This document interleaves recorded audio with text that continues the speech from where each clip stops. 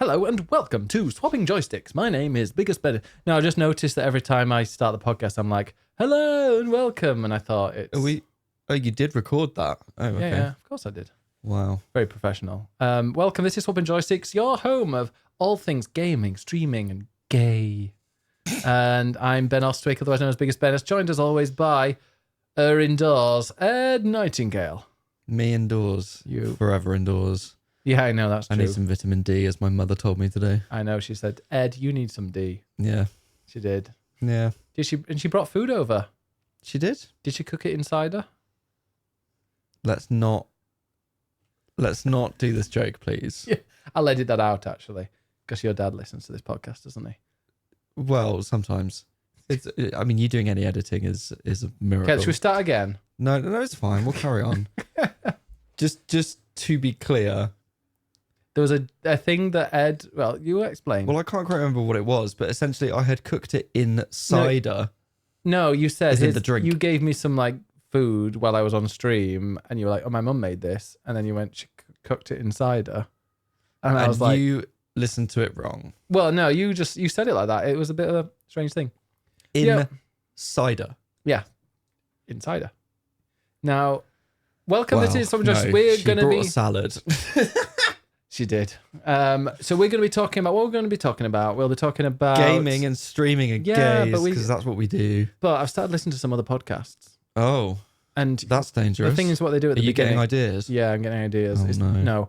But they just say at the beginning what's going to be mentioned, and I'm like, because you're not going to listen all the way in and be like a contents page. Yeah, we got the contents page. So Diablo 4, Sea of Thieves, the Final Fantasy XVI demo. Final Fantasy XIV Shadowbringers, and also Summer Games Fest and the Xbox Showcase and all the best stuff. We said this was going to be a short one, but we can pick out the best stuff. It wasn't that much. So Spoiler. what have we been up to? What this last week? I am fucking knackered. Why? Because, well, a number of reasons. Hay fever. Also, just some late nights with work, covering Summer Games Fest. Sorry, we should be sitting up, shouldn't we? Well, we are. My posture's always terrible. You don't need to deep throat the microphone. That's fine. That's fine. I like to speak into it then nobody closely. can see you. I know it's the podcast, but no one can see you then. Wow. Summer Games Fest, Xbox Showcase, some late nights working, and then I have stupidly stayed up playing video games, which we'll get to. So I don't know how you do that, because I get to a point where I'm like, I'm very tired. The next moment that I will stop playing this game. No, I can't. I can't do that. I get addicted and I keep playing. When you're very close to the end of a game, you want to just push through and say, right, I'll just finish it. But not if I've got work the next day. Before this, I was playing Diablo and suddenly woke up and was in the boss fight and was like, whoa, what? Because I just kept nodding off. So I need an early night. I need to not sit and play video games all evening. Well, this podcast is going to be pretty chocker with games that we've been playing and announcements and news and everything. But we are going to kind of whiz through it a little bit because, I'm absolutely shattered. I'm also not feeling very well. Oh, no. I ate a Greg's 2 days ago, and I think you also cooked a wrap, and I think the wrap has made me feel a bit dodgy. There was nothing wrong with the wrap that I made you. If anything was wrong, it was the Greg's, and I'm really glad that you've finally seen this. I don't understand. I think I've been down south too long. The fact that a Greg's could poison me is kind of, It poisoned Moni when she came. That's true. Now it's poisoned you. Don't go near Greg's. Greg's is the worst. Greg's is fantastic. It's not, though. It's giving you a dodgy belly. Well, it's like, I'm not going to go into it, but my stomach is it's like I've got a brick or I want someone to, you can do it later if you want, just squeeze me and just I am not fire everything out. Because it's just there's a big ball of air in my stomach. Is it air? Well, I would, honestly, if I sat on the toilet, solid brick inside of you. It feels like it. But I just want to I want it all to Greg's sausage roll explode out of me. I'd love that. That'd be the best feeling in the world. Oh, but that's what I'm hoping for. We'll see. My God. Anyway, this is meant to be a gaming podcast. Poo talk, not poo talk. Poo talk with Ed and Ben. That's our new podcast. So maybe we should start that. Now, is Diablo poo? A little bit. What's the pooest game that you've played this week? Was it Diablo or was it Final Fantasy XIV Shadowbringers? The pooest game. Yeah. What? Is in the most poo-like? No, they're in the shittest game. Oh, okay. Literally. I mean, I haven't played anything that was like shit. But Diablo is not quite scratching the itch. No. At the moment. Which is amusing because at first it really was. It's mindless, isn't it? It's mindless and it's repetitive. And okay, you made a point, which now I can't get out of my head because I think you are absolutely correct with it. Mm-hmm. So, sorry, everyone. But because all of the enemies scale with you, you never really feel like you're progressing. I think I said that exact same thing last week. Yeah, there you go. That's what I mean. You were right. I was what? Sorry? I've said it 5 times already, Ben, if you actually listened. Well, I will listen when I edit this podcast. Good. Yeah, it's because enemies scale with you. You never feel like you're progressing. You never feel like you're becoming more powerful because you don't kill enemies any more easily despite leveling up and getting more abilities. So I'm going through this and I just feel like it's like a constant level. There's no increase in difficulty. There's no decrease in difficulty. It's just one level, plateau. I'm mindlessly pressing buttons. There's a story about Mother. Every side quest is, oh, there's a demon. We should kill it. And then you go and kill it. And occasionally you get some loot with some higher numbers and you think, oh, I'll switch to that. Cool. And that's the entire game. And I am weirdly compelled to continue playing it, despite the fact that I'm not massively enjoying it and falling asleep while playing it. But yeah. I want to push through and I want to see if it gets any better. I don't have the mount yet, and I've heard that does make a big difference because then you can. I've got no urge to go back. Like I quite like doing that, and going from one place to another, and just killing things, then moving on and getting better loot. But like I asked this before the game came out, and I kind of I've asked this when Diablo 3 was out. But like, why is that? Why do people get addicted to Diablo? How can you play 60 hours of that game? It's just the same thing again and again. I know some people. And a lot of people do love it. And like, yeah, it was fun for a bit. Oh yeah, it was fun. But like for about 10 hours for me. I played, about 10 hours. And I'm like, okay, I know there's nothing really new happening. And I'm not getting kind of new loot that looks incredible because my character's this tiny little thing on the screen that no one else is really going to see, even though I know there is that. But it's not like, for example, just off the top of my head, The Division. So the Division, like you get cosmetics and you want to dress up. You want to make yourself look really nice because the whole game is full of these missions where you do it with 3 other real life people, or you don't have to, but that's what most people do. So you want to look cool and you want everyone to see what you're wearing. But Diablo, I mean, the weapons just do the same thing. You're doing the same spells. You can unlock the spells regardless of what weapon you're using. And the tree, I mean, some weapons and armor will have a kind of different benefits, but it doesn't really matter what you're wearing. And you can't really see unless you go into a menu. So or in a cutscene, it's just. I appreciate like this is what the genre is. It's just grinding, and that's fine. But I just don't understand why people love it quite as much as they do. It feels like it was super hyped, and I'm like, okay, it's fun, and I'm an idiot, so I'll keep playing it despite not massively enjoying it. But I just thought that there would be a bit more to it. And Westman said a bit more variety. That's exactly what a hack and slash looter is, and I think sure, but like for example, Destiny is a looter shooter rather than a hack and slash looter. But that one is like you'll get new weapons and it'll feel different. It'll shoot things differently. It might be shooting things that explode. It might be a constant stream of things. It just feels a bit different. Whereas this, I've got a new wand. I'll equip it and it'll feel exactly like the previous one. Well, yeah, like I'm playing as a sorcerer and chain lightning is basically massively OP. So, or fairly OP. Yeah. Because sorry. So I very quickly put 5 ability points into that. And that's that. And now I just go around and spam that and occasionally swap around with some other spells. But after a couple of people. hours, I had got that, and by the end of however many hours, I'm going to be using that same ability, but it's not actually getting any stronger. So maybe something else happens later in the game that I didn't know about. I don't know, but for now, it's very repetitive, and sometimes that's kind of what you want. It's fine to just sit mindlessly doing stuff. Yeah. It takes your mind off life, and sometimes that's a good thing. But I feel like I want something a little bit more engaging at this point. So it's fine. I'll keep playing it. I want to tick it off, at least to the main quest. And Has see what Final happens. Fantasy XIV been helping you? Well, before we get to that, we should talk about a game that we've both played this week, because I want to know your thoughts on the Final Fantasy XVI demo. So yeah, I played the Final Fantasy XVI demo. This is the first time I've played it, unlike some. And like I've not really looked at the ads that have come out or the trailers. So I went in there kind of, I think like the last time I really paid attention to a Final Fantasy 16 trailer was the very, very first one when they announced it with the PS5. Was it the PS5? That was ages ago. Yeah. So that's the last time I like really paid attention. I've obviously seen the new ones that have come out, but I've not watched any of them more Are you than saying once. you haven't read my previews? I'm sure. No, yeah, because you read it to me because you were like, "Does this sound okay?" And I was like, "Yeah." And I laid on the floor and closed my eyes and ignored it. Okay. No, I didn't ignore it. I was just taking it in. Really? I was laying on my back Really? and taking it in. But I mean, words are great and everything, but it doesn't beat actually watching it.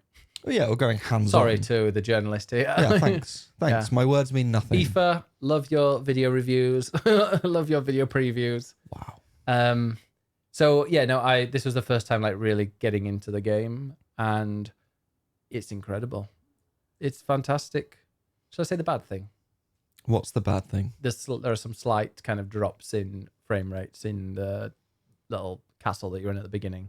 Hopefully that'll be those kinks will be ironed out for the main release. A drop in frame.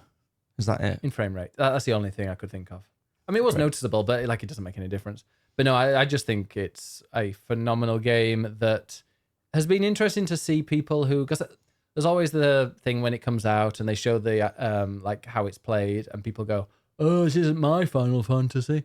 And there was a thread going on today by some person saying it's not Final Fantasy. It's just, it's stolen the branding and all this stuff. And Whatever. people are just like, don't be a fucking dickhead. Like it literally changes every single time. Every time there's a new numbered game, things change in it. So yeah, it of course is a Final Fantasy game, but the amount of people though that have never played a Final Fantasy game that went into this like, I don't like that kind of stuff, have played it and then immediately bought it or pre-ordered it and then have gone on Twitter being like, this, I was not expecting it to be this good. I've seen so many people, like pretty much every tweet, whether it's by PlayStation or Final Fantasy, that said, yeah, the demo's out. So many people have been like saying, I instantly pre-ordered after playing it because It's almost like demos are a good thing. Demos are a good thing, but also that game's opening is a very, very good thing. It is. Very Game of Thronesy, and I know people are like, oh, why are they just comparing it? It's lazy. I'm like, the actual, the producer told you that he made all the people working on it watch Game of Thrones. So obviously it's got a big influence. Exactly. But it is that kind of thing, it goes back to the Game of Thrones seasons, like when Joffrey was the king, where you're watching it and you're kind of, you're just stunned and you're so invested. But the fact that they got everybody so invested in, because there's a moment near the end, if you've not seen it, go and play it. But there's a moment near the end and you're just like horrified and just so invested in it that like people are just desperate to find out more about the story. It's a really good opening, but it's also it works really well as a demo because it gives you a little bit of everything. Yeah. It's giving you icon battles, it's giving you Clive combat, and boss battles within that. It's giving you a little bit of exploration. It's giving you story. It's giving you character. So it's kind of giving you everything that you're going to experience. In the long term of the game. In like 2 hours. So it's a really good gauge of, is this game for me? And people who might be thinking, oh, I've never played a Final Fantasy game before, but I don't know if I like this, try the demo. Some people are like, oh, I love Final Fantasy, but this feels a bit different. I don't know if it's for me. Try it. It's 2 hours. It's free to download. And it looks for a lot of people, it has got them hooked in. I noticed that a few people have said, oh, they weren't sold at the beginning because it's just like walk here, walk there, walk here. I mean, that's the beginning of a game. You're going in and you're being introduced to it, and there is a bit of that. But I mean, imagine after you've played 10 hours of it. In fact, after 2 hours, you don't think about that really. But yeah, no, it's. I wonder if like the fact that Game of Thrones was so badly received by the end of it, because they kind of ruined it. They're like, maybe I don't know if that has helped this a little bit, because I'm playing this and it's reminding me of the best seasons of Game of Thrones, like the bits where you're just completely invested and things shock you. And I know I've already said that. There are a lot of references. One of my favorite things in 16 is the active time law system, which at any point you can pause the game, press a button, and it comes up with sort of like a glossary, Amazon, like in Prime Video, of the characters, the people, the places, giving you extra context. Some of which is actually kind of necessary. It really explains things that the general dialogue doesn't. So I think that tells you that what's his name? The Clive is like the half brother of Joshua. Yes. And is Clive is the king's son, and maybe not the woman? Yes, the Duchess. The Duchess. Yes, Annabella. Sorry, not the Duke and the Duchess. Because she is obsessed with, or not obsessed, well, kind of obsessed with her younger son Joshua, because he is the dominant, and Clive was not the dominant. He was rejected, and that is a big part of the story. On a very general level, is this idea that you've got dominants who are blessed by the icons and have the icons' powers, but different regions treat those dominants differently. So in the place we start, it's sort of they're revered and they become the Duke. Do I mean Duke? Yeah, the Duke and Duchess. Yes. Yeah. Archduke, I think it is. Archduke, that's the word I was looking for. The dominant becomes the Archduke, and is sort of revered, whereas in other places around the world, the dominants are enslaved or seen as other or different or whatever. So I think did we see that? I didn't really pay too much. I mean, I was playing it, but I was streaming it. Well, you don't really meet the other dominants at this point in the game, but from what they've told us and what they've shown in trailers, it's about how these dominants are treated in different areas. So that's why Joshua's mother is so just obsessed with looking after a son, because that is literally her raison d'etre, is to birth the dominant. And the fact that Clive was not the dominant, she is not happy about that. But yeah, she definitely gives off some like Cersei vibes. Yeah. And when you look at the active time law system, it explains that she and the Archduke are cousins. So there is a small amount of incest there. Yeah, I mean, cousins, that's kind of what our royal family. Well, like. True. And then if you look up, for instance, Torgal, the bit about him, it explains that the Archduke... Don't give people knee for free. Oh, sorry. I'm just comfy. You do that. You get your knees out. Yeah. Torgal was rescued by the Archduke on a mission in the cold Northlands, and brought this puppy back and gave to his son to look after, and they became friends. I'm like, okay, so it's Jon Snow and Ghost. Okay, sure. Like there are a lot of similarities. But they've made it a little bit different as well to kind of spice it up. It's not just identical. No, it's not. Which stolen. I like. And yeah, I mean, just the end of the demo, I want to know more. We won't spoil it, but I want to know more. I want to know what happened, why it happened, and I want to get revenge. And I am very desperate for this game to come out. Well, I've played a little bit past that at a preview, but I won't tell you what happens. I want to know about because it came up in the chat that you had to go to another area and then back to another area, and you just did that by fast travel. I'm guessing it's not an open world then. Do you just have to go to these different areas one by one?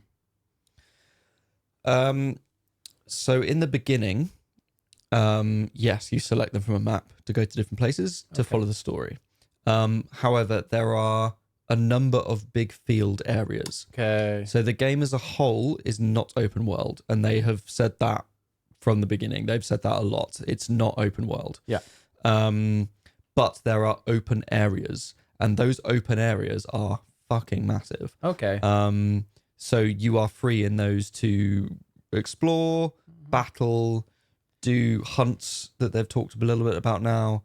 And there'll be some towns that you can seamlessly go into. Okay, I'm glad that it's not just an open world, because I feel like you get more of an idea of an epic story, or a feeling of an epic story when it's not open world, because it'll take you to another area, and then later you go to another area, then later you go to another area. I don't know, that kind of feeling like in Final Fantasy X, that had like made it feel more like an epic journey. Because you go to a little area, do whatever you need there, and then you go on to the next one, and then the next one. If you're just able to go back to the very first one, like with relative ease, it just doesn't feel like a giant world that you're exploring. It feels like just a map. Yes, pretty much. And but the thing is, Xenoblade like, Chronicles does it quite well, actually, because they have multiple giant areas. Yeah. And I'm fine with that. Like, open world games is like the big thing of every game must be open world. I'm like, no. Because then you just fill it with shit content that no one's interested in, and it completely dilutes the story. Yeah. Give me a good story. I am totally down with a linear game. Like, Uncharted is just like level after level, linear story. Yeah. I'm totally down with that. Like, I don't have a problem with it. You know, one of the, I guess, most infamous criticisms of the series was when we got to 13 and everyone said, oh, 13, it's too linear. And I'm like, okay, the problem with 13 is not that it's linear. The problem is that the story itself was not very good. However, the structure of it being linear is fine. It's just that because of that, you're focused on the story that wasn't great. Yeah. 10 is incredibly linear, as you just said, and people love it. Yeah. Like, there's nothing wrong with a linear game. 16, I don't think is linear. It has its own exploring areas. It's very focused on the story. And then you got 15. That's both. That's like, hey, here's an open world, and then it didn't work. Let's rush through the second half. And it really didn't work. Like, can we spoil a bit of 15? Is it? Yes.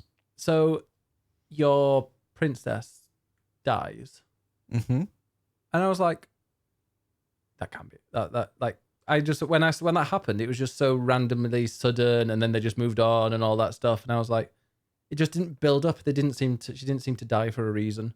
I didn't see that coming whatsoever. I mean, I've forgotten that even that happens. I could not tell you what the story of 15 is apart from a boy band go on a road trip. I could not tell you anything else about that story. He goes on a road trip. Then I think he learns that his dad died, and then he becomes king at the end or something. I don't know. Literally could not tell you. Genuinely felt. I remember not crying, but I remember getting emotional right at the very, very end, and that was the only time. And I was like, oh, I enjoyed 15. I played it and really enjoyed. Put a lot of time into it. Didn't do like platinum or anything, but Final Fantasy 15 is my most played game on PlayStation across PS3, 4, and 5. I have platinumed it. I think it's shit. Wow. I don't think it's a good game, yet it is my most played game. Until this one. Until 16, yeah. I'm sure I will be platinuming this one. Yeah, let's just hope it's not as cruel as 7 Remake was with Platinum. Yeah, I want to go back to that. Yeah. Go back to that. I'd love to be able to Platinum 7 Remake, but I've done the most difficult bit, the pull-ups. I was going to say, I am 1 level and 1 trophy off. That's true. So, because I've done the whole game on hard mode, apart from the very last level with the last boss, which is super, super difficult, and it just irritated me, so I gave up at literally the final hurdle. And if I do that, I get the platinum. Okay. So you're close. I might have to do that at some point. Yeah. Do it on stream so we can watch you anger. No. Yeah. But anyway, what else have you been playing? Well, that's 16, so it's coming out in the next week. Next Thursday. Next Thursday. So, yeah, I'll be working from home. On my lunch break, I will be definitely playing some. Yes. But yeah, we'll have a lot more to talk about next Thursday. Well, hopefully, yes. Hopefully. If not the week after. It's definitely, be prepared for more 16 content, because we will both be playing it and loving it. Luckily, that TV there, it exists, so Ed can play on there, which is great. No. I think you'll find we'll both be fighting over the new TV that we bought. Yeah. You bought. Yes. No, that's 16. We are both very, very excited about it. I think the demo's brilliant, just to sum up. The demo's brilliant. Go play it if you haven't already. Please, yeah. Even if you're not a Final Fantasy fan, you've never played one before. I mean, if you've never played one before and you're like, but what about it's number 16? You do not need to play any of the other games. It's a completely new story, new world, new characters. There is absolutely new systems. there is nothing story-wise that like carries over from a previous game. Absolutely none whatsoever. So do not worry. The only thing that like the similarities are there's crystals, there's a bit of music that's the same, and there are some. It's got chocobos and Moogle. Exactly, some monsters exist. So like, there's nothing at all that is related to any other game, and a lot of people don't realize that, which is like why it's really important to say it. Yeah, apparently Yuffie has been enjoying the demo, and it's caught the attention of the husband. See, like, honestly, I hope your husband's waited till the end of the demo, because I haven't played because apparently at the end of the demo you can play a battle, like where you get the extra abilities. Well, we didn't talk about that. There is an extra bit. Yeah. So when you finish the demo is essentially the prologue. It's the first 2 hours of the game. When you finish it, you can save, and you can then carry on into the main game. So which I won't. I want to play it again. Fine. But if people are like, "Ooh, worried about it," like it transfers over, so you haven't wasted your time. Once you finish that, there is another part to the demo, which is essentially what I got to play at a previous preview, and that build is a part later on in the game. So there is some story to it. So it jumps ahead. You're semi-spoiling it for yourself a little bit. Yeah, that's why I don't want to do it. Which is fine. But through that bit, it's kind of an exploration bit leading up to a boss. But you have extra abilities at that point that you wouldn't have in the main game. Okay. So at the start of the game, you have Phoenix powers. In this extra bit of the demo, you also have Garuda powers and Titan powers. But when you get to that bit in the main game, you won't have those powers. Okay. So that is purposely in there just to show you, okay, what's combat like later on when you can switch between powers and see what they're like. But they don't want to show you later on because it's a spoiler. Well, exactly. So it's up to you if you want to play it or not. So how did you feel, by the way, when you first played that demo, the story demo, the prologue, when you first played that? Was that the Tower of London? Yes, I was wowed. Like literally from that opening, my jaw dropped, and then it just stayed dropped. Yeah. From that opening shot, the Balrog, Lord of the Rings shot at the beginning. Twice. It does happen twice. Yeah. So yeah, from there I was like completely drawn in. Like, I need to know what happens, and then the bit after that then just like continues the story, and I got to play a bit more, and now I'm like, I need this game. Yeah. I just need this game. And it's because of the story. Like, the combat's great and it looks beautiful. The music's incredible, all of that kind of stuff. But it's because of the story I feel invested in those characters and I want to know what happens next.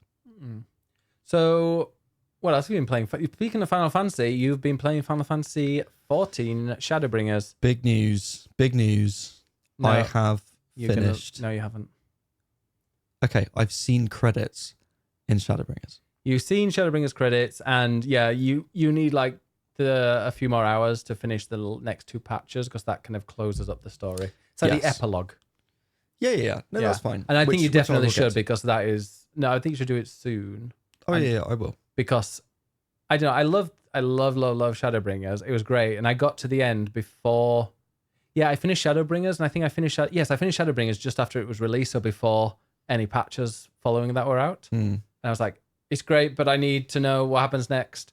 And then the patches came out one by one, and I played them as they came out, and then got to the end of, I think it's 6 or 5 Shadowbringers? I cannot remember. 2 is Heaven's Ward, 3 is Stormblood, 4 is Shadowbringers. Can't be right. No, hang on. 2 is normal. So 3 is Heaven's Ward, 4 is, so it's 5. 5. Yeah, so it's 5.3. I think is like the final one before it then patches come to kind of introduce Endwalker. Okay. And then there's like a 35-minute credit sequence. Great. But it's just, yeah, it wraps it up so well. What did you think? Yeah, I guess my final opinion People want to see will come after that. My overriding feeling finishing it is relief. See, I don't think you are an MMO person. Yes. So I have feelings about this. Like, Shadowbringers is a massive improvement on the other expansions for me and the base game. Yeah. Like, that is clear. It is like visually, I think it's more interesting. The music's great. I think the storytelling is much improved. It's more focused. I think it's got a clearer structure to it. In terms of, each character gets their own moment. I feel more... Urianger speaks more humanly in this expansion. So I feel more connected to the characters because they've each had their moment. And it's very much you go through and you have to kill the Light Warden in each area to build up the boom, boom, boom. And it just makes sense to me. That's what we're doing. This is our adventure. And it's kind of its own adventure away from the main game. That's what I liked about it. Because when you wake up in the world on the first, I think it's called the second. The first. The first. When you wake up in the first and it's just like, where am I? What am I doing? And you walk to the nearest town. That's just like a brand new Final Fantasy game. Yeah, it feels quite self-contained. And I really like that about it. It's absolutely an improvement on the previous ones. And I did enjoy it. I'm not saying it's a bad game at all. It's a good game. It isn't. No. It's the highest rated PC game of the year when it came out. Yeah, I know. You love telling that. I'm just saying that if you dislike it, then it's a you thing. Let me talk. Shut up. I'm not saying I dislike it. I think it's very good. What I will say is that MMOs are just not for me. And I think I have been playing it in the wrong way because I like single player games. Yeah. So I have essentially ignored the fact that this is an online game and have just played it by myself. Playing Shadowbringers, I finally have been able to use the duty support system. So I've used that throughout, which means that I can just play it on my own and pretend it's a single player game. And that has its advantages because I feel more connected to the characters because they've been with me. And it means that it's not just a rush of doing every duty online with people who just want to get through it. But I also feel like I've been missing that sense of community. And I think that is a big reason why so many people enjoy the game. 100%. Like when I first played it, I told you I stayed up till 6:30 a.m. every single night over summer playing it because I was chatting away with this FC, the free company, and I was just all night. And there was one bit, I think, because I finished the main game, and it was what's the big dungeon at the end, the end of 2.0, that you go into the Praetorium, and it was the time when you could skip ahead and you'd watch the cutscenes, but everybody else would be racing ahead. So I went and and I went back and I was like, well, I did it, but I didn't really get to fight anybody because it was just cutscene after cutscene, and they'd killed the boss before I'd even got to the end of the cutscene. So they all ran it with me and were apologizing for those other people that had just raced through it. And I don't know, it just felt a lot more, and it was quite tricky as well. I feel like it was more difficult then. Whereas now, maybe. I mean, some of the dungeons and bosses can be tricky, but back then I feel like it was a bit, you'd wipe a few times sometimes on bosses. But yeah, if you don't like online games or you don't like being social in there, it's just a kind of a fetch quest game or a quest from go here, kill this, go here. Yeah, it's missing that multiplayer community aspect, and I think that is down to me in the way that I've played it. So I take responsibility for that. I also feel like it's a case of hype and a case of the way I've approached it, in that everyone has said Shadowbringers is where it gets good. Just push through the rest of it. Shadowbringers is where it gets good. And I feel like playing through Final Fantasy XIV has become a job for me. And it is my job because I want to write about it and I write about games. So it's part of my job to know about it. But it has felt like a job. It's felt like a chore of endless fetch quests of, okay, I'm playing through this not because I'm enjoying it, but because I just want to get through it. And I mean, that's I what feel you like do outside of all the games. There's so many games that you do. You want to roll, Ben? Shut up. See, I've lost my train of thought. Legend of Dragoon. It felt like a job. Right. Thank you. It felt like a job. It felt like it was sort of a chore to get through it. And it's always been that thing of, it's going to get good, it's going to get good, it's going to get good. Just push through. And I feel like I've been conditioned now to think like that whenever I play it. So even when I got to Shadowbringers, it was like, okay, right, we're finally here. It's a new start. Here we go. But in the back of my mind, I've still been thinking I'll just keep pushing through. It's going to get good. It's going to get good. And I think I've had that in the back of my mind all the way through, that now I finished it and I just feel relieved that it's over, as opposed to, oh my God, that was an incredible experience. And I think I've constantly been sort of looking ahead of, it's going to get good, and therefore haven't enjoyed the present time of actually playing it. And not to get too philosophical, but that's not how you go about life. Like, you want to enjoy the moment and live in the present and not be worrying about the future or the past. And I think that is... Think about that. What? Should take yeah, I that. know. This is a moment of self-reflection, and you're interrupting me consistently. I think I haven't actually stopped to just enjoy the moment of Shadowbringers and appreciate it for what it is. I've just been thinking, right, I'm going to get through it because it's going to be good. It's going to be good. And now I finished it, and I'm like, oh, okay, cool. Well, that's done. So I did enjoy it a lot more than the previous game and the previous expansions. I'm now at over 300 hours in this game. I'm not entirely sure that for me personally that was worth it. It's been good, and I'm glad I've done it. But when people say, oh my God, 14 is like the best in the series, it's so incredible. No. It's, for me personally, it's not a patch on 6, 7, 8, or 9. But that's because I love a single player story game, and that's not what this is. So that's on me for approaching it the wrong way. But I'm glad that I've played it. I've had a good time. I absolutely want to play Endwalker, and I want to keep playing it and see where I get to.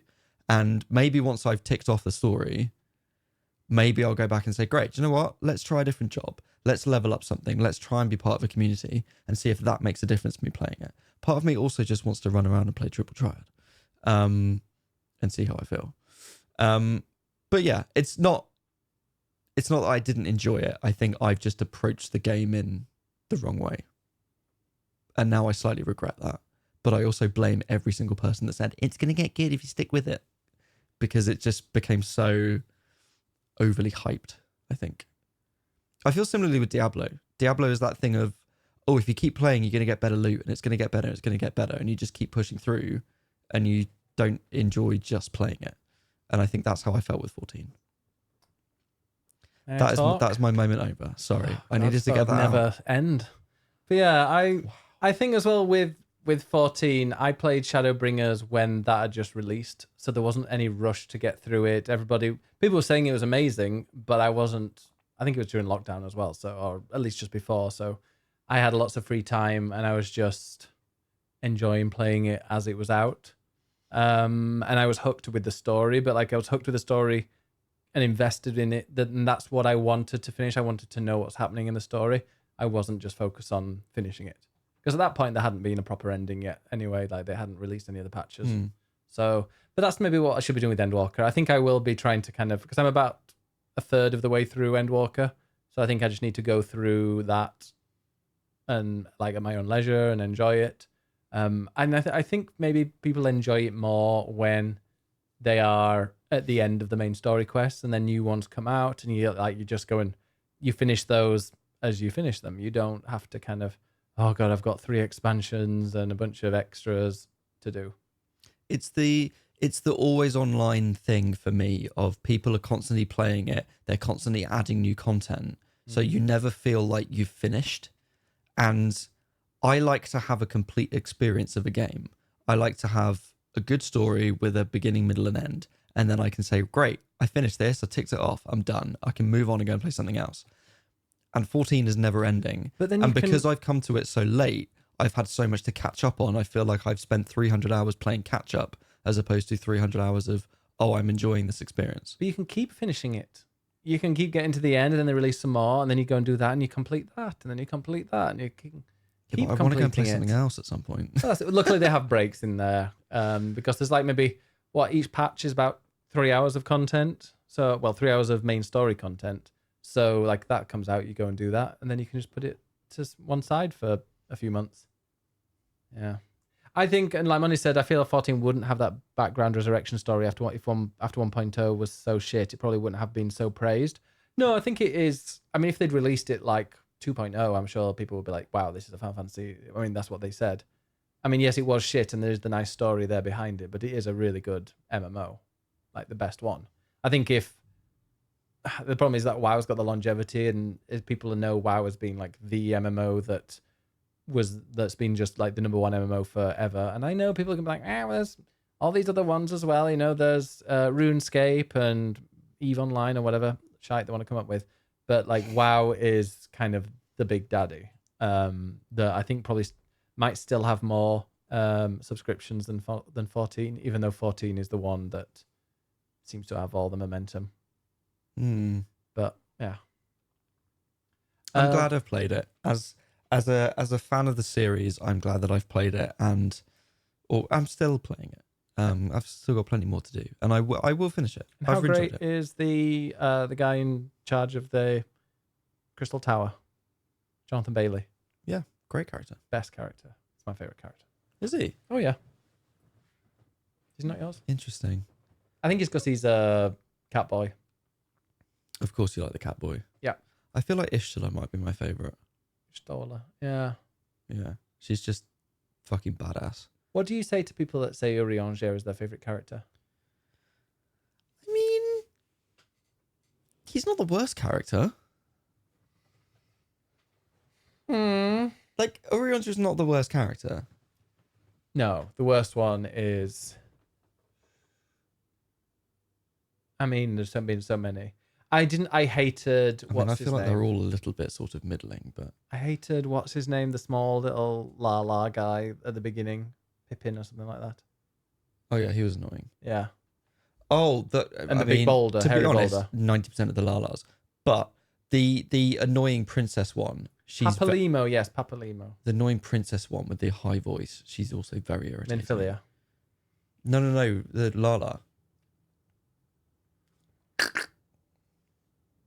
Okay, I don't know. I can't remember. I think I remember. Yeah. If they're too short, they're not important. No. No offense. Well, like, Lalas can be cute, but like, some of them are just annoying. The one with the Lala with the pink Oh, is hair. it Nanamo? Oh, Nanamo. Yeah, I remember. Anyway, so that was you. I've also been playing Sea of Thieves. So I've decided I was like in the mood for something, and I watched the Xbox showcase, which we'll talk about in a moment, and they announced their Monkey Island crossover event. And I was like, you know what? I actually really enjoyed Sea of Thieves, and I've been looking for ages and ages for a live service game that I can just relax with, because so many of them, like Apex Legends, Fortnite, Overwatch, they've got all these season passes, which I love a season pass. You love a season pass for about 5 minutes. And then you don't go back to it. I got the Fortnite season pass. I haven't played Fortnite. I haven't played a game. Of course. I just got it. So apparently it's very good. Yeah, I've heard. I mean, Fortnite is a good game. It's a very good game. I maxed out the battle passes like the first 2 seasons. And I've maxed out a few since then. I've got a lot of skins. If I played it now with some of these young whippersnappers that play now, they'd be like, oh my God, look, you've got that skin from... Like, I've got the Knight skin, which I think is quite a rare one because it was the thing that you got if you like maxed out the battle pass in like season 2. So I've got things like that. But yeah, no, I played a lot of it and I really enjoy Fortnite, but you just have to concentrate and focus. And I'm at the point in my life where when I'm a little bit tired or if I want to relax, I don't really need to hyper focus on something, or not hyper focus because I do hyper focus, but like focus on something and have like tension and things. So, see, I definitely do need to hyper focus. Yeah. Because otherwise my mind wanders and then I just hate everything. I just want to hyper focus on something and be like, take my attention, focus on that, done. Yeah. Where was I going? I've lost my train of thought there. I was rudely interrupted. I'm joking. This is a conversation. It's a podcast conversation. All right. But I was about Sea of Thieves. It's really good. Okay. So I didn't realize there was a battle pass for Sea of Thieves, the pirate pass. Of course it's the pirate. I have the last time I played Sea of Thieves a little bit with some friends about 3 years ago during lockdown. But I didn't really go into anything of it. I was just like, let's go on a boat with some friends and we'll do a couple of treasure maps, dig up some treasure and sell it. So I didn't really do anything then. But the last time I properly played Sea of Thieves was when it first launched, and it was cool. They had a few factions. I think they had 3 factions then. And you had to do certain quests for those 3 factions, and you'd get renown and you'd kind of level them up and you'd make some money, and then you can kind of adjust things on your ship. But that was it, really. As far as I remember, like that was it. So now I'm going back to it, and there are multitudes of factions, like 8. at the moment. I think there might even be more that I unlock when I get to certain levels.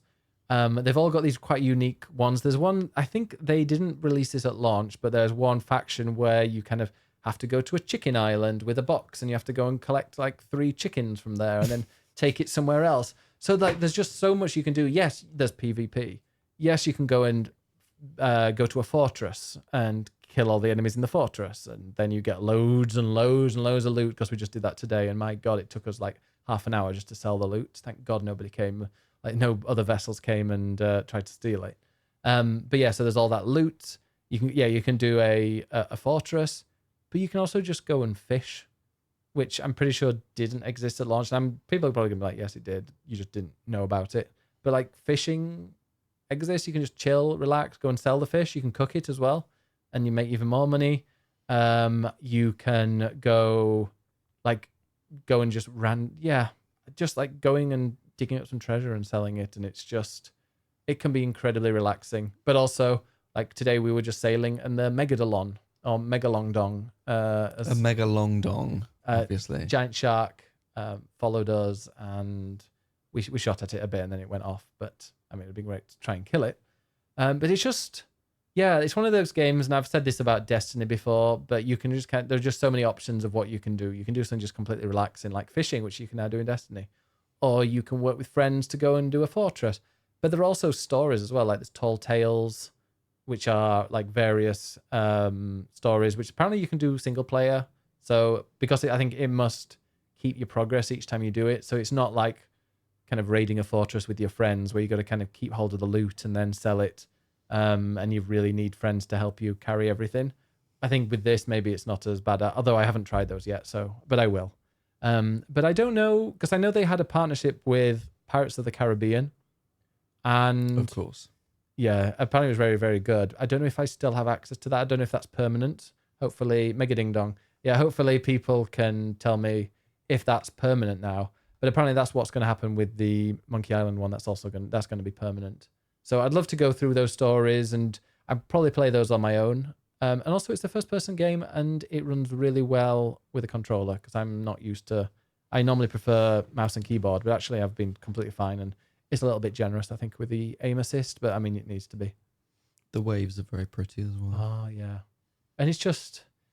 I don't know how realistic the waves are. It might be a bit, No, but I think they do feel really realistic. Like you've seen ships, out in the North Sea, and they're going up and down over these waves. And that's often when if there's a storm or something, then you're getting the same thing. But also if there are like calm waters where there isn't any of that. But yeah, it definitely is. Oh, apparently, yes, it is permanent. The Pirates of the Caribbean one. So I will try that, because I think Jack Sparrow was even in that.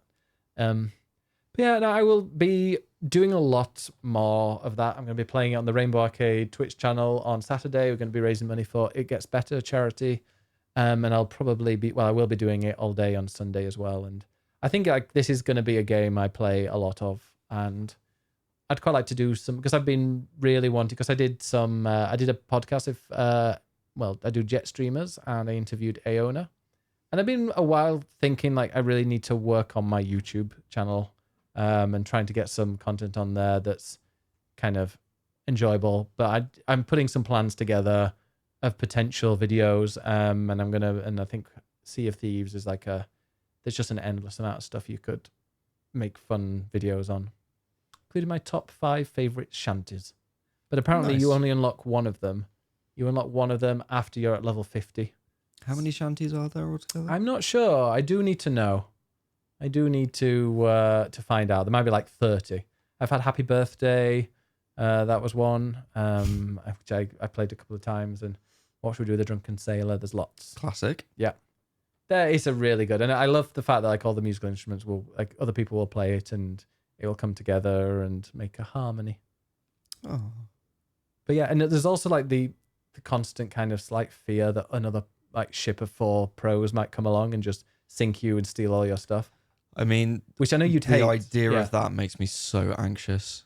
I know that this game is not for me at all. Yeah, I mean, it makes me it made me very, very anxious, because we were playing this. I was playing this with Westman and Carl, and we went from one place to another. And the second place we went to, we just got so much stuff, because it was a fortress, and we beat the fortress. we got the random things from killing the captains, but also then you unlock an area below deck that's just got loads and loads of things for you to sell. So we were kind of loading that up. It took us ages to get it all, to load it. Like anybody could have just gone past and thought, oh, I'm going to, sink all these people.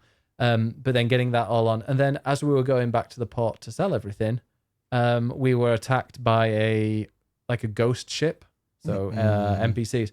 We managed, I say we, Carl and Westman, because I was kind of aiming and I was just fanning around. They destroyed it, but we took a few hits, but managed to kind of patch it up. But they were like, oh no, we need to turn around and get all the loot from the ghost ship. And I'm like, but we've got so much stuff on our ship. But I'm very glad we did, because now I have made a lot of money. And apparently it's Captain Week, and that's why, so I can buy a captain ship for 60% off. Very nice. Which is why, because I was saying to everyone, it's 250,000 gold, but it's not, it's 100,000 because there's such a big sale on. But yeah, so it happens, as Carl says, it happens and it's annoying, but it's the game. I will not be starting this game. No, but I would get so angry and then just never play it again. I know. I'm not that invested in games. Well, I am invested in games, but I'm not that, I don't care about it as much. Yeah, I care too much. Because it's only like some loot for cosmetics. But it's hard won, hard earned. Yeah. It should not be stolen. Stealing is not fair. The pirates. It's a pirate game. Literally I appreciate a pirate that, game. but this is why I will not play it. Yeah, you'd not be a good pirate. I'd be a terrible pirate. Yeah. I feel like just being a pirate where I go and get some treasure and just give it to people. Robin Hood. Yeah, I will be the Robin Hood of the sea. Robin Flood. There you go, Robin Flood. No. The pirate. Shall we see what people have been playing? Yeah, go on then. Tell us what people have been playing. What have you been playing? I'm also playing Marvel Snap, and they've I got a Galactus deck, and they managed to patch it within 2 days of me using it, which is a bit annoying. Or they've rebalanced it because I was just destroying everybody. It needed to be rebalanced. No, it didn't. Yes, it took me a long time to get that card. Oh, shocking. Right, we're going to start off with Yamano, who's been playing a fair bit of Guild Wars 2 lately. Ooh. Can't believe the game is now 10 years old. I play an elementalist as a main. That's a pretty cool class. And I am very, very behind in the story, as I'm only just stepping into Heart of Thorns, which is the first expansion from 2015. Yeah, and this is like me playing 14. But this is like, I think Guild Wars 2, you can do it at any point. Like you can go and do the latest one and then the first one, I believe. Yamano might be able to tell us. Yeah. Elementalist is a caster that, like it sounds, uses the elements to do damage or protect their allies, like healing. Here's some screenshots. Very nice. A very nice looking character with lovely purple hair and a big staff. Oh. Very nice. Clues, because everyone was hyping for Diablo, I did cave and join in. And whilst thousands of others are enjoying themselves, this old grouch has some nigglings to comment on about Diablo 4. Spoiler, Diablo 4 is a 6 out of 10 for me as compared to the previous Diablos. Interesting. It's never been grabbed. I've never been grabbed by it.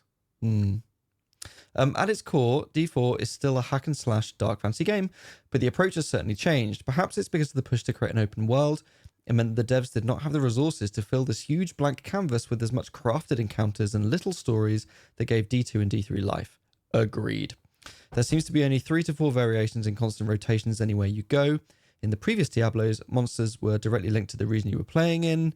They gave the environment character and flavor, gave some story and context to you being there. Instead, now we have a grab bag of random encounters from random enemy types wherever you go. This grab bag sadly makes the open world a little soulless to me. The abilities feel weaker than their counterparts in 3 and 2, with not so much impact visually and gameplay-wise. The Druid's Lightning Storm is cool though, I must admit. It feels like the devs are intentionally tuning things to be weaker to give themselves more room for development in the seasons. All in all, D4 is more of a drop-in, drop-out game, and it's perfectly fine for it to be that, whereas 2 and 3 were more closely crafted experiences that flowed from one scene to another. This is exactly what I was saying about open world games. You just fill it with content and it becomes procedurally generated and repetitive and randomized. And I am much, much more interested in a crafted linear experience that tells a Yeah. good story. I was not a fan. I'm not really a fan of procedurally generated stuff. Like even Sea of Thieves, I remember being like, "Oh, is this procedurally generated?" No, it's all like there are, I don't know what, 50 islands, and they're all always the same or in the same place. But I remember going there. I remember playing it the first time, and being like, "This must be procedurally generated because there's just so many random islands, and they all look a bit odd." But no. I don't mind it in some things. A roguelike, Yeah. something like Dead Cells having random level layouts, that keeps it fresh. I'm totally fine with that. But yeah, in general, like I like a crafted experience. AI. No. I mean, yeah, AI. procedurally generated with Diablo. It annoyed me because I went and did a dungeon, and then I came out, and they were like, "You need to go in there and do this thing in the dungeon." And I was like, "Okay, whatever. I'll just race through it." I went in. I was like, "This is not the same layout as what I just came out of," so I had to kind of relearn what I needed to do. That's annoying. Yeah. Pete Random, I'm still only playing Zelda and of course loving it. I want to tear myself away to play Planet of Lana, very good. Dordogne, which is meant to be very good. Dordogne. Yep. Chicory, very good. And Cassette Beast, which is also meant to be good. Which are all recently on Game Pass, praise be Game Pass. But anytime I reach for a controller, it is the Pro Controller and I'm flying about on my favourite little fan-based contraption before I know it. Fan-based contraption? In Zelda. Oh, that one. Pro Controller. I was like, PlayStation Pro? No. PS4 Pro. Pete is picking up his Pro Controller to play Switch rather than the Xbox controller, even though there are great games on Game Pass. That was the gist of that comment, man. Oh, I get it. I'm tired. There we go. Peace in the chat as well. We will be talking about that very soon, about Starfield. Chaddy, not quite as many games this week due to the unbearable heat. That's a mood. But still been playing Diablo 4. I am partway through Act 3 and hope to complete the story this week. I agree with what others have said about it being a dip in and out experience, which is great when you only have a bit of time for some games. I look forward to finishing the story and seeing what level 50 and beyond looks like. I don't think I mentioned it earlier, but I'm now in Act 4 and I have the mount. And I still don't want to go back to it. Great. Chaddy also downloaded Marvel Snap after Ben kept mentioning it on stream. I'm an influencer. I completed the free pass in like a day or so. It's a fun little game to pass the time, and it's an interesting take on a card game. Little game? How dare. Ben's obsessed. With the different location effects changing how you play each game. As with all these sorts of games, there is a bit of a learning curve in terms of learning what cards do and what locations could potentially appear. But once you know them, you can plan your moves and play better. I refuse to pay any more for the season passes right now, but I'm enjoying the game to pass the time here and there. That's exactly how I play it. I've not spent a penny on it. That's why you don't get higher than level 15. That is true. But I just, play it a little bit on the train or whatever else if I'm occasionally on my phone, and that's kind of it. Yeah, I play it on the toilet at least like 3 or 4 games each time. But I'm a little bit annoyed because I was using Galactus kind of. I went from rank 30 to kind of rank 75 with Galactus. Because you just win every time. Almost every time, but I can I go and when I know I'm going to win, I'm like, you can tell you're going to win a few rounds before the end, so you snap, and then you're going to be revealed. You're going to be given like the better rewards. However, now I'm like level 75. They've nerfed Galactus, and now I'm like stranded here at the very high end and just getting demolished by. I'm like a better strategy. Yeah, now I need to look at different decks. And work out the best ones. I got a move one at the moment, which is great. I caused someone to retreat on the 3rd round because I had so it tells you which one of the locations is going to appear in almost every round, and it was something like once when the first card you play here, it's +5 and moves, so they'll give +5 and then move. And I put the Human Torch. Now, when the Human Torch moves, it doubles its power. So it had been there at 2, I think, and then went to 5 or to 7, or it might be a 0, and I don't know, whatever. But then it moved and then doubled to 10. And then I did another card, Doctor Strange, that dragged it and doubled it to 20. And then I did at one point, there was one game I did where it had 80 points. Oh, wow. And they retreated. Yeah, I mean, I would definitely retreat. And then you've got like an Aramzola at the end, which will destroy a card and then place 2 copies of it in the other 2 locations. So if it's you and it's the Aramzola and the Human Torch, it'll then just go and put 2 kind of 80 level or 80 power cards in the other two locations, and you're going to win. And if you don't play Marvel Snap, you've probably no idea what I'm talking about. You need to go and play it because it's great. Yes, that is true. And then lastly, Riley, I'm still exploring everywhere I can in Tears of the Kingdom, and I'm also still decorating my island in Animal Crossing. I've also been playing Final Fantasy IV Pixel Remaster, and as expected, keep getting roadblocked in the exact same places I got roadblocked my first time playing the Game Boy Advance remake. It's hilarious and frustrating all at once. At least the auto battle function will make leveling less hideous. Yes, I do enjoy that in the Pixel Remasters. I am looking forward to getting through that. I did sit down ready to play some Final Fantasy II and to keep going, and then found out that it was dead. My Switch was dead. No. Are you answering these? No, I'm just looking stuff up. Oh. Chaddy says it's a fun little game, nothing more about. Do you mean the game that won the best mobile game at the Game Awards 2022? Well, that wasn't hard, was it? A fun little game, Marvel Snap. It's probably going to end up being... I wish they told you like how much you've played of it, because I wonder how many hours I've played of Marvel Snap. Too many. Because I do it in such small bursts. I'm like, is it actually just 10 hours? Or is it like 100? Well, yeah, because matches are only a couple of minutes. Yeah. So it feels like you've done loads of matches, but actually you haven't played that long. No. You do it in like bursts of 15 minutes. And then I might have like 4 bursts during a day.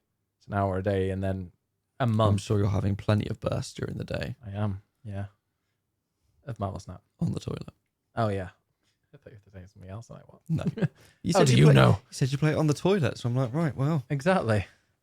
How And many I'm not bursts on do you have a commission. day? I'm not on commission for Snap, but I love it. And luckily, we have some friends that have got better taste in games than Chaddy, who love it. And we talk to we have friends that are even more obsessed than I am. A lot more obsessed. Luke. Don't take it personally, Johnny. You should. No, don't. If you don't like the game, you just obviously have bad taste. If you don't love it, bad taste. Don't be mean to people. It's a bit like you with Shadowbringers. It's a bit like you with literally every game you play. What was the last game I didn't like that was great?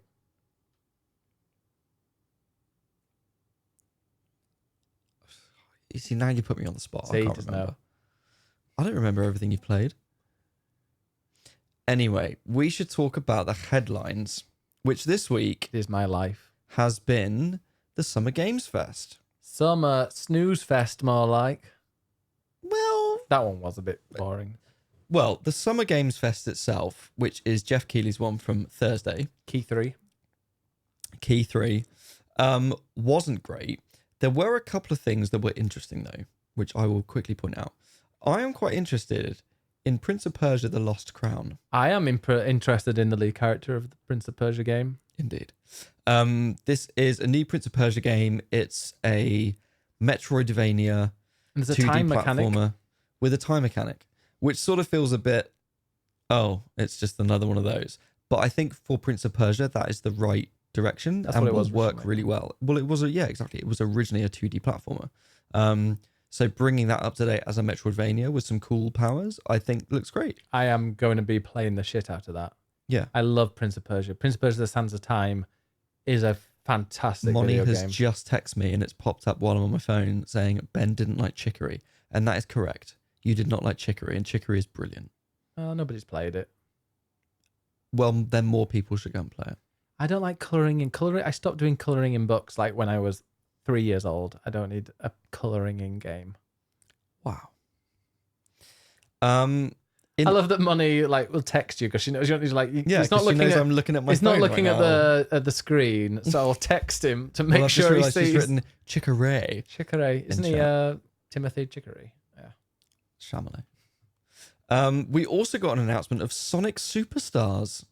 Now you were like ooh when you saw that, weren't you? Was I? Did that again? Because you were like ooh, you were like this looks quite good. Well, it doesn't. It doesn't. It's a new 2D platformer Sonic game. Now, we haven't had a new one since Sonic Mania, basically. Which was good. Which was very good. But that team, I don't think, are involved in this. Nope. The big thing with this is that, partly it looks really beautiful. It's like not 3D, Sonic Frontiers. It's like 2.5D. So sort of 3D characters, but side-scrolling. Looks really colourful. You can play it as 4-player co-op. There's no depth to it, is there? There is. There are loops and stuff that go in and out of the screen. can that thing is I was playing Mario Brothers U or Wii, something like that. No, U, like new, and I hated the fact that it's like 2D, but there is a bit of depth to it, and you can't see quite where you're jumping or where you're going because there's a tiny bit of depth to it. Oh no, it's you don't jump in and out. Okay, good. It's more just that, like, it looks, in terms of flashy graphics, it's like, it's like it's going in and out, so it sort of looks like it's 3D. So you don't miss a jump because you're ahead in front of it. No, you don't get that. Good, because that's that can be very annoying. It's co-op. It's 4-player. Different characters with different abilities. You also have Chaos Emerald abilities, which sound quite cool. I'm intrigued as to why, after Sonic Frontiers, they have now decided to go and do a 2D game. I don't really know why. My main thing with this is that I just think it looks a bit slow. And Sonic games are not about being slow. Sonic games are about going fast. Yes. And this one, it looks slightly more slower paced, play with your friends, and I want to go quick. Also, I don't have friends to play with, so I don't know. You don't want to have friends to play with. I mean, that's you with multiplayer games. No. I didn't mention this actually. They also released a demo of Lies of P, which is the Pinocchio Bloodborne Souls-like game, which I then played the demo, and I quite enjoyed it. It is very, very Bloodborne, and it's trying to be Bloodborne as opposed to trying to be something else. So it's a Souls-like that does its thing quite well, but it is just copying Souls. And why would you try and copy the masters? Like, you can't beat From Software at making a Souls game, so don't try. But I mean, it's not 60 FPS, is it? Bloodborne. So this one is. Yeah, but it doesn't look as nice. No, I've said this to you, and I don't know if you agreed with me, but it didn't seem to have any atmosphere. Like Bloodborne didn't have a soul. Like Bloodborne's got some kind of a puppet. Yeah, no, but Bloodborne's got atmosphere. It's got like smoke. You know, there's things kind of in the air and that. Whereas that, it just looked really clean. Mm-hmm. It was like they'd taken a London street and put it in the Lake District and been like, this is a clean, like the cleanest game. And I'm like, okay, where's the post production? I see that. Yeah, I see that. Another great announcement was Party Animals. Which is coming out on the 20th of September. Have you played it? I have. Have you played it? Am I allowed to say? Yeah, you played it. I played it. So thanks to Ed. Yeah, it was really good fun. I really enjoyed it. Yep. Very silly, very similar to Gang Beasts, but I think a bit more polished. Oh yeah, definitely more polished. But yeah, it is kind of goofy controls that you can't quite grasp. And that's the best part of it. I am looking forward to playing it on stream. Also, it's coming to Game Pass, so basically everyone can just play it together on stream, which will be really good fun. Sea of Stars is coming to Game Pass day one. It is. I'm very excited about that. We've had some raw, unedited gameplay of Alan Wake 2, which you don't give a shit about. I think looks really good. Good. I hope you enjoy it. I will. I have no interest in it. Because it's a linear story game. No, it's a horror game. I'll enjoy it. Yeah. I did not enjoy the first one. Even the remastered one was not enjoyable for me. However, the best thing at Summer Games Fest was right at the very end, where we finally got a trailer for Final Fantasy VII Rebirth. Yeah. And I lost my shit. You did. Because I was not actually expecting it. I'm just scrolling through to check there's nothing else. But no, that was the big last thing. I am very, very excited about that game. It looks stunning, incredible. That is what I want in a Final Fantasy game, is that. Yeah. And I cannot wait to play that. It's made me really want to go and play Remake again. Yeah. Good. Really? You're not fussed? No, it's a trailer. It's not the game. I want to play the game. You know me, I don't get super hyped from a trailer. It's like, cool, we know it's coming out. Well, we're here to talk about the trailers, Ben, so if you want to give an opinion on it. My opinion is that it is a trailer for a game that will surely be incredible. One of the best games of all time. It'll break my heart. It will fill my heart. It will fill a lot of time. I will enjoy playing the shit out of it when it's released. But at the moment, I looked at it and was like, this looks great, cool. And I can't wait to play it. Great. I get more hyped like when a game is announced, because then that's the announcement that, oh, hey, this game exists, it's going to come out.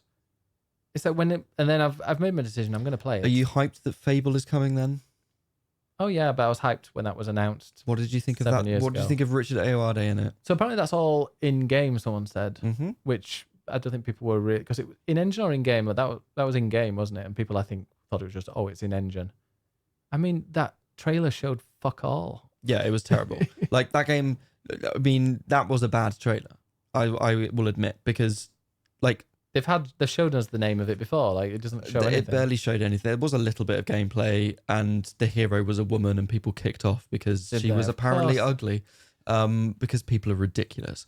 But that game is clearly not coming out for a very long time, and it was too early to be showing anything. But never mind. What did somebody say? There was a game that was what was the game? Was it Avowed that's got a female lead?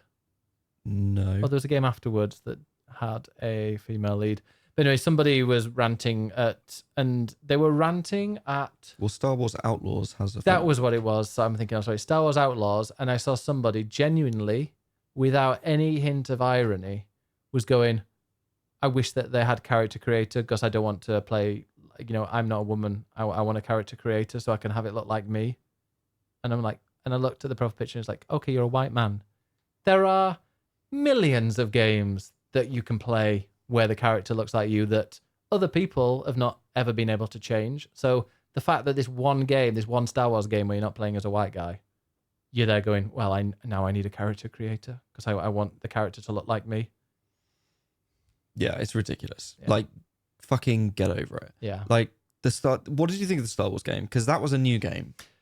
No, I know everybody is obsessed with it and they say it looks incredible. I've just I played so much Jedi Survivor and then finished it about a week or so ago that I looked at it and thought, that's the last thing on earth that I want to play right now. But when it comes out, I'm sure I will love it and it will be an incredible game, but I'm just over Star Wars action games right now. I think it looks far better than Jedi Survivor. Yeah, but I'm a bit oversaturated. I'm Star Warsed out. Yeah. 33 Immortals. That is It's from the developer of Spiritfarer. It is, yes. That was it, which is strange. Go from spirits, they're all dead, to immortals that no one can die. Yep. Isn't it the 33-player battle royale? Something like that, yeah. Yeah, or co-op. Avowed, we got to see a bit of that, which to me just kind of looks like Skyrim with some colour. It's very generic, but maybe it will be good. Maybe. I wasn't super impressed with it. Flight Simulator. No. Right, here you've got an opinion. I mean, I'm fine with it, but so it's a sequel, which is a bit odd because flights, and I said this during when we were looking at it, that it's a bit strange that, well, they said that they were going to be supporting it for 10 years, and I'm sure they will do. But when someone says, oh, we'll support this game for 10 years, and the game is kind of chugging along and it requires like the very best graphics and CPU, and it still chugs along and is falling apart, like, because it requires such heavy machinery to kind of get it on to play it on Ultra. I was like, so yeah, 10 years, like, to me, it's the true kind of next gen game. And it's a game that maybe will only reach its potential in a few years when when GPUs are like even more advanced. So now they've gone like, they've announced a sequel, which I didn't even realize was. And a lot of people at the time, I mean, it was a terrible trailer to explain it because there's Microsoft Flight Simulator. I think originally it was 2020, but it was just called Microsoft Flight Simulator. And then this one is Microsoft Flight Simulator 2024. And everyone's gone, okay, so that's what? Is it an update? Like Sea of Thieves 2023 is just the update. It's just the latest version of it. But apparently, no, it's a sequel. But there are people who, like airplane enthusiasts, who have spent thousands and thousands on the original. And they've gone, wait, what? Why is this new game that you've announced with all these new features and stuff, which is great, but I've just spent thousands on this game thinking I was going to be getting like all the latest updates for like 10 years, and now you've announced this is out. Yep. However, they have said that nearly all purchasers will be playable on the new game, like all the mods and the aircraft or whatever. You'll be able to just port them over for free. Maybe they should give people a free upgrade. Yeah, I mean, most people I'm sure play on... Well, I don't know. Will they play it on Game Pass? If they're spending all that money, will they have actually just bought the game outright? Yeah, maybe. We finally got a little bit of Senua's Saga, which is Hellblade 2, which I think looks awesome. The motion cap technology of that is just blows every other animation out of the water. There's a new Like a Dragon coming, which is going to be great. Now he's naked. He is naked. And I don't understand the naming of it. No one does. And they've also changed it because it's sort of the same in Japan but different in the West, and it's all a bit weird. Can they just call it Yakuza? No, because it was never called that in Japan. So what? It's called, like, Resident Evil's not called Resident Evil in Japan either. It's called Biohazard. Yeah, I know. So why don't they just keep calling it Yakuza and put a number on it? They fucked themselves over because in Japan it was called Like a Dragon. It's always been called that. And the next one is just called Like a Dragon 8, and that's that. So it's easy for Japan. Yeah. Whereas over here they called Yakuza 7 Like a Dragon. And so now they can't call everything else Like a Dragon because they feel like it's confusing, but also they want it to be the same as Japan. So they basically just fucked themselves over. So they've got themselves to blame. Now, another game that was brand new from Capcom is Kunitsugami Path of the Goddess, which I am very, very excited about. It's a sort of 3D character action game, I guess, but it's based in Japanese folklore with Japanese like creatures and horror creatures. It sort of gives me a slight Okami vibe, just in terms of that celebration of folklore and the sort of effects, the sort of kaleidoscopic effects and petals and all this kind of stuff. It looks really beautiful. I desperately want to play that. I think that's going to be great. Good. And could just say, like, we didn't really mention it, I don't think, but like the Xbox showcase was fantastic. Well, I haven't got there yet. Was this not on Xbox? Well, this is Xbox, but we just haven't got to the end of it. But like, no, from the very start, I mean, it was like we were watching it even before all the stuff that came on. Like as trailer were coming on, it was just like, this is really good. This is really, really good. And I mean, it needed to be, and it luckily was. Because the PlayStation one a couple of weeks ago was terrible, and they had an open goal of Microsoft have screwed themselves with a terrible Redfall launch and whatever else. So they needed to come out and just give us a good showcase, and PlayStation did not do that. And now Xbox have come out and said, here's a load of incredible games coming to Xbox. Now, the only one, most of them are coming out next year.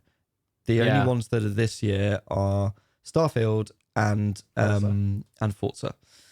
And the Sea of Thieves update. Sure. So there's not a huge amount this year for Xbox owners, but overall there is a lot of good stuff coming. It was also just a good showcase. It was long enough that we got to see plenty of stuff, but also everything got a bit of time to breathe. It wasn't just a whole string of trailers. And they did a good job of showing off what is coming, which Sony did not. But then at the end, we got 45 minutes of Starfield. Yeah, and I saw there's somebody, apologies if it was anyone in the chat, complaining, no, I don't think it was, but complaining that where's the Switch turned on? That there was 45 minutes of it. Like, we counted it was 45 minutes. And I'm like, yeah, that was planned. Like, people knew that was happening. They said it was too much. Oh, yeah. They said from the beginning there's going to be a Starfield Direct and specifically on it. So it was kind of its own separate thing. It was. Even though it came straight afterwards. Yeah, it didn't quite well. But yeah, what was your hype before Starfield?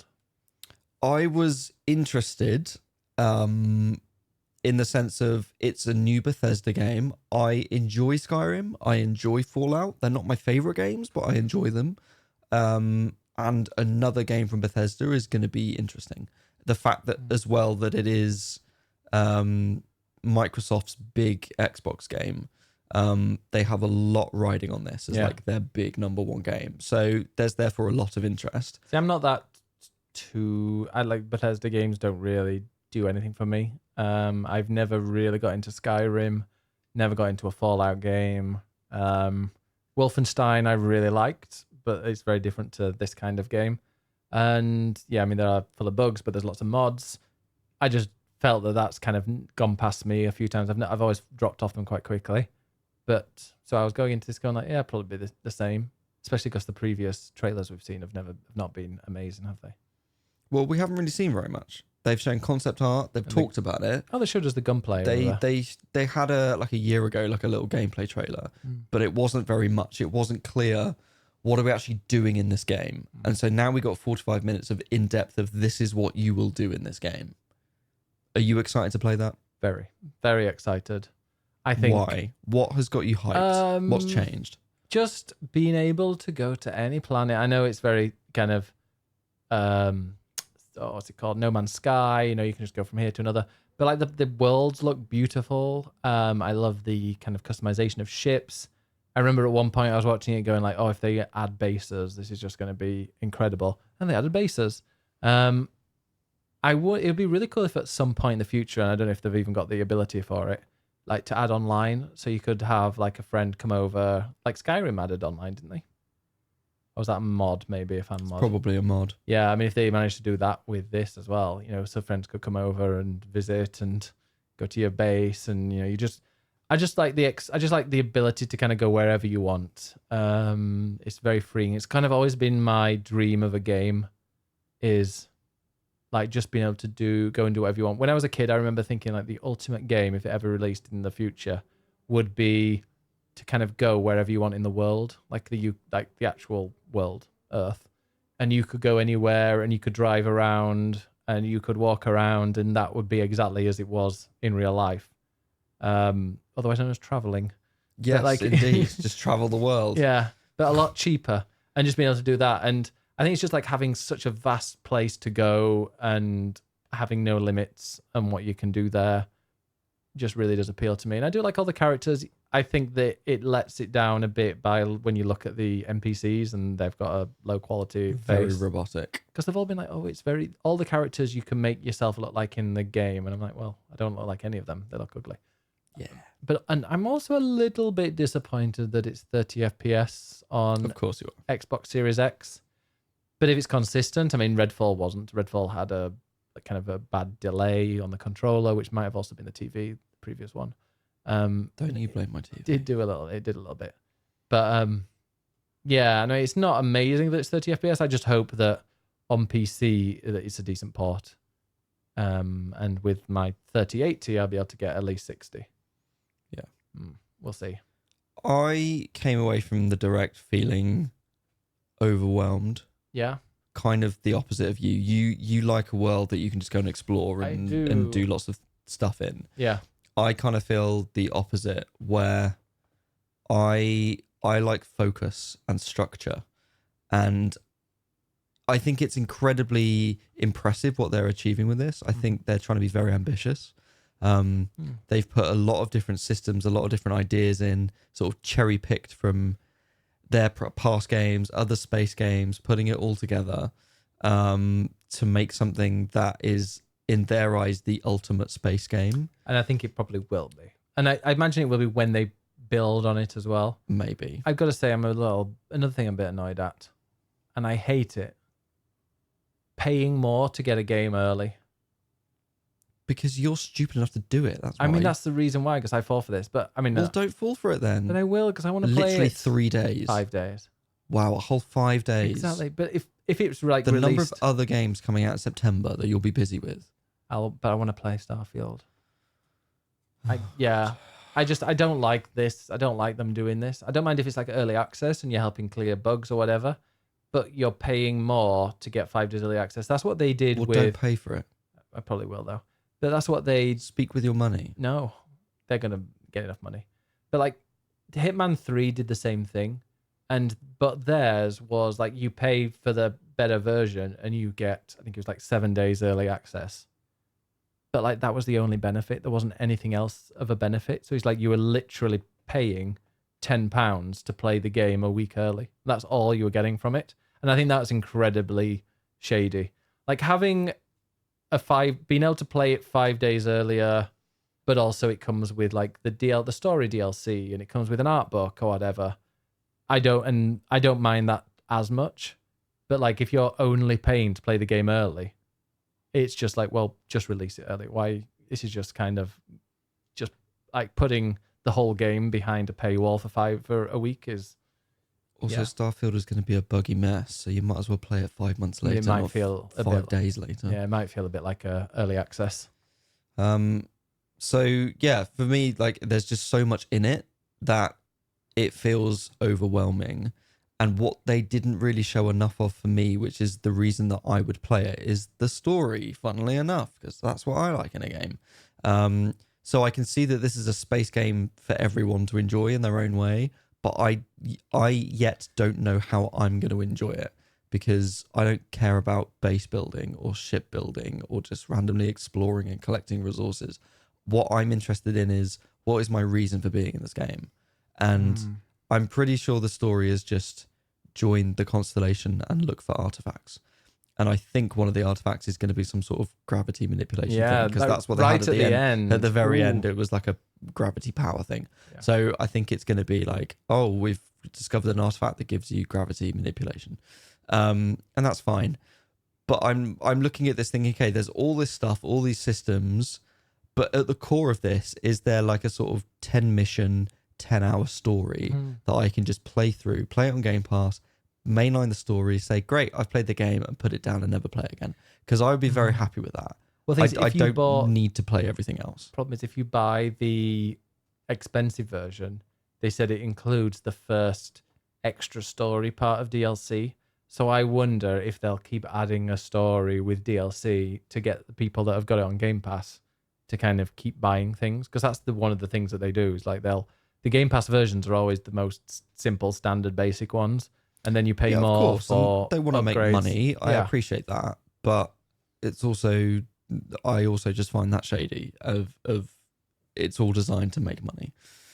Company, I know, but also just release a good game with a good story.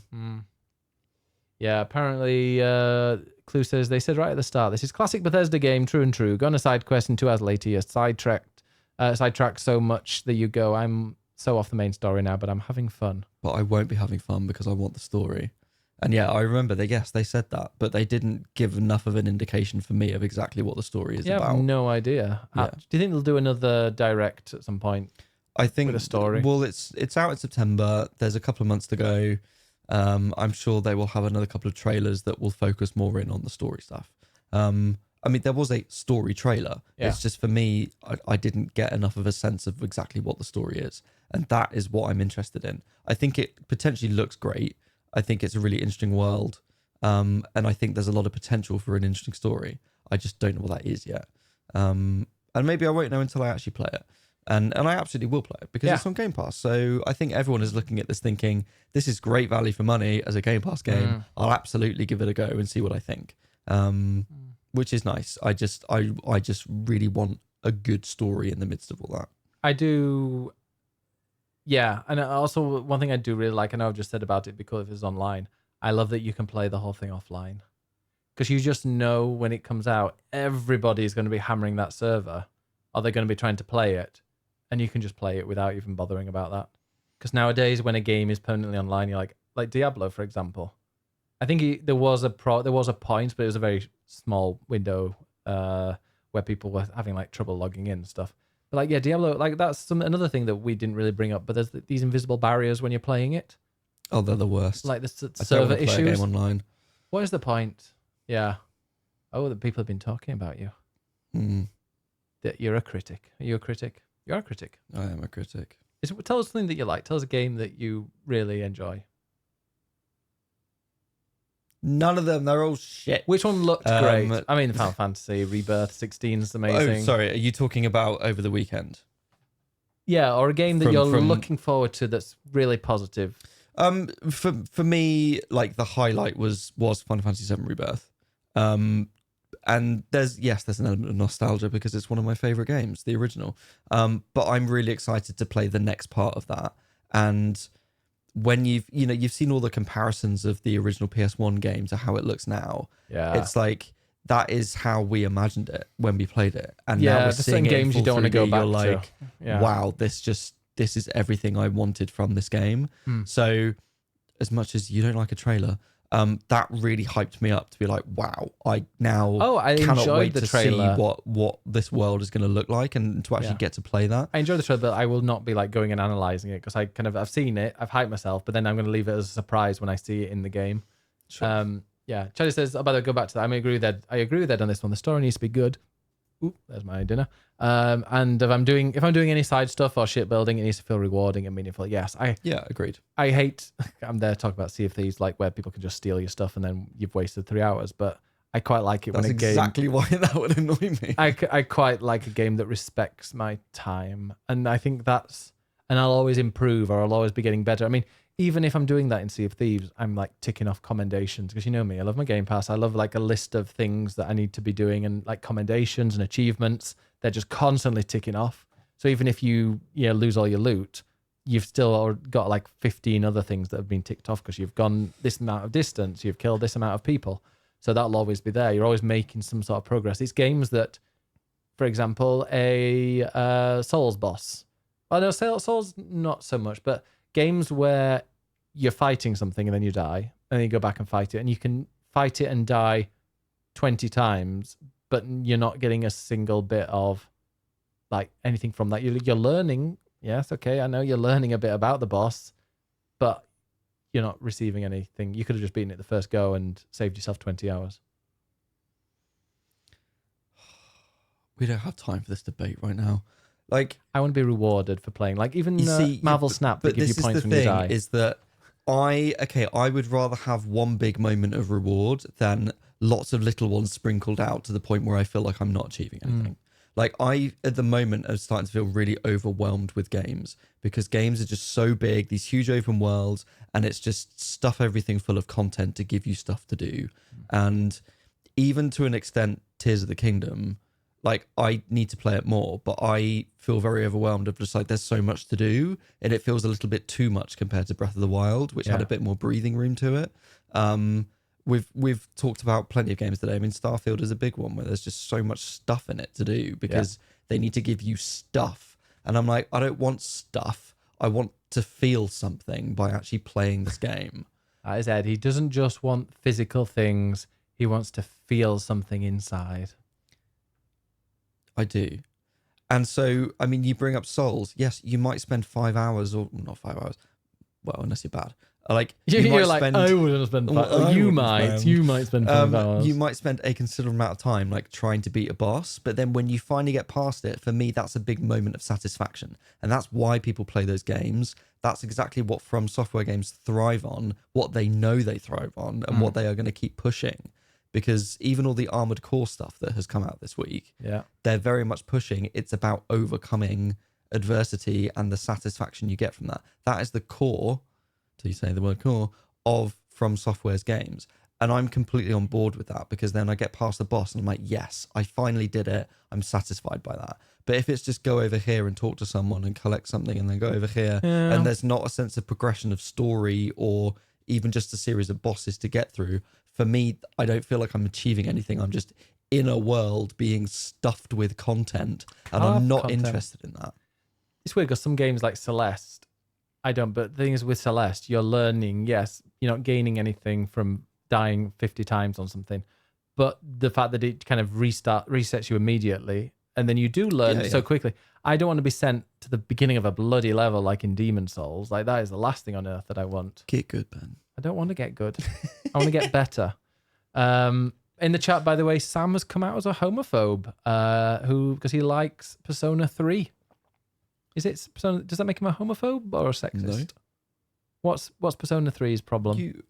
You're more than welcome to like any Persona game. Except 4. 4 is for horrible people. Isn't that right? No. I didn't say that. That's what you told me off stream. No, I didn't. I never said that. Yeah. I said I had some criticisms of one part of Persona 4. Okay. But you can still like something. Okay, yes, I am a critic and I hate everything. But also, you can still like things but be critical of it. Yeah? Like me? You quite like me, don't you? Yeah. Critical. Yeah, I mean, Bandstream is Pride Month. I've been playing Persona in Pride Month is something. Anyway, the weekend Summer Games Fest. So you asked me, my favorite thing was Final Fantasy Rebirth, but also Path of the Goddess for me has massively stood out as something that was a brand new announcement that I wasn't expecting. It's a game I know I'm going to really enjoy. And it's a hopefully focused linear action game. But I'm really excited about that. So was Starfield your top thing? I'm trying to think of my favorite thing just then when you were saying. I think Flight Sim. Wow. Flight Sim is, well, I'll give 3. See, Flight Sim is the epitome to me of just doing nothing in a game. Oh, yeah, it's a simulator, Ed. Yeah. Now, the thing about simulators, do I want to sit at my computer and pretend to fly a plane, or do I want to go on holiday?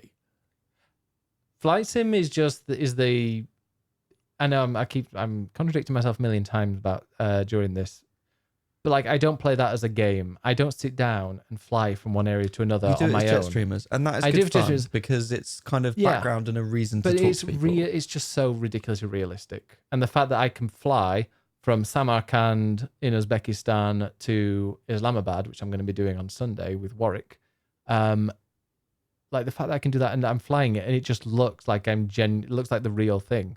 Like you could turn the hood off and like take a screenshot and people will be like, yeah, that's real. Like it is so realistic and photorealistic. And yeah, and it is quite easy once you've got certain controls on to kind of fly a plane. And it does feel really good. But I mean, even if it didn't look that good, I'd probably still play it because it's just the feeling of all real time stuff.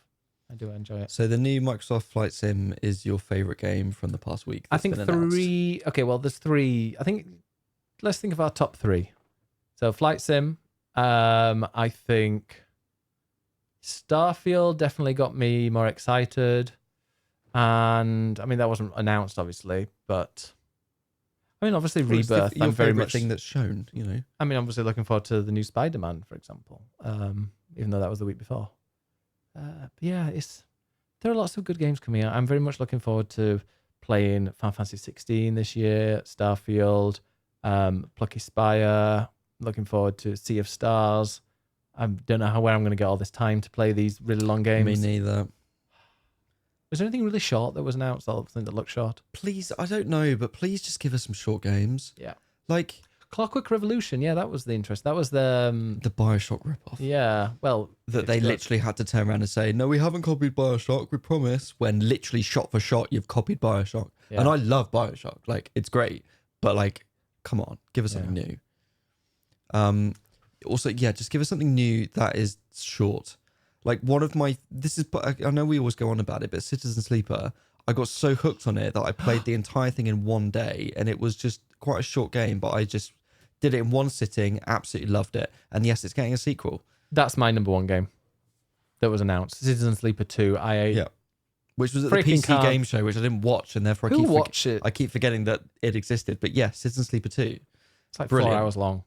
Yeah, Citizen Sleeper 2 has been announced. It's going to be a brand new sleeper, new story. It's going to be set in a completely different way to the other one, because the other one you're kind of, I don't know who was talking about it. I was reading an article about with somebody who'd interviewed about it, and they were saying like how in Citizen Sleeper you start off as nothing. You've kind of been discarded, and you're kind of getting better and better, and like you're rebuilding yourself. Whereas this one, you fight, you start like you're like the very opening of it, you're killing some corporate person, and then you're like on the run. It's a completely different scenario and a different person. The theme is crisis, and it's about how you and other people deal with crisis and different levels of crisis. Yes. Which is going to be really interesting. So yeah, that kind of game, it's like just play it in one sitting and just enjoy it. I'm totally down for that. It's got a beginning, middle, and end. I get something out of it. I feel something from it, and then I put it down and I go away and think about it. And that was great. What I don't want is some 100-hour game where it's like, well, keep adding shipbuilding and you can tinker away for hours building a ship that doesn't fucking go anywhere. What is the point? You can make Optimus Prime. You can make Optimus Prime the ship. Sure. Great. Anyway, I think that was it. There wasn't any other news, was there? I mean, that's been the big news. Apart from the Tekken closed network test. Stuff. About the Tekken closed network test? The Tekken closed network test, or CNT, which looks a lot like cunt. Yeah, exactly. Go and check that out. Okay, well, thank you very much for listening to Swapping Joysticks. Yes, thank you. We've ranted a lot today. We have ranted. We've ranted at each other, to everybody. I need to go to bed. This is what happens when Ed's tired. I'm going to blame it all on Ed. Sure. But yeah, thank you very much for watching. Ed, where can we find you? Well, we'll be back, by the way, on Monday morning. We'll be publishing the next episode of Inbox, which is our bit where we go and we just answer your questions. So answer them, but put the questions in our Discord. You can either go to swappingjoysticks.com/inbox, go into the DMs, whatever. You just let us know your questions. We'll add them to the list and we'll get them answered. And then, the main podcast will be next Thursday. Now, there's a potential that the 19th of August, so 17th of August, is our 100th episode. But we might be moving that to the 19th on a Saturday, and we might be doing it live from the ID podcast studio in London somewhere. Very nice. Hopefully with a couple of guests, but we Yes. need to find them. So that'll be, middle of August. Perfect. And so Ed, where can we find you, apart from bed in about 3 minutes? If you really want, you can find me on Twitch and Twitter at ed_nights. And you can read my stuff on Eurogamer.net. And find me at twitch.tv/BiggestBennis or Twitter, BiggestBennis1 on there, and YouTube, BiggestBennis. Very nice. Thank you. And we'll be back, next week. And if we don't see you through week, we'll see you through window. We won't see you ever. We're not doing that. Okay, go and tell us. Well, you just say goodbye then. Bye.